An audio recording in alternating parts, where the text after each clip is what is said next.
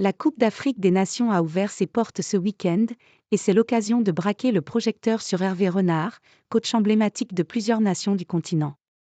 Ce dernier en a profité pour glisser une petite anecdote sur la vision des choses bien différentes entre la France et l'Afrique.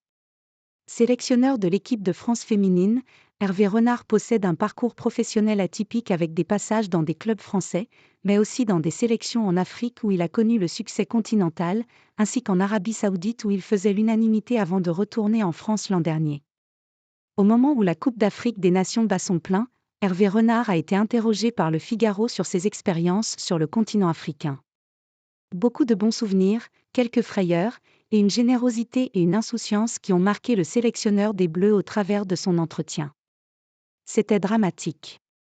Même si le football est un langage universel, le décalage est toutefois bien palpable.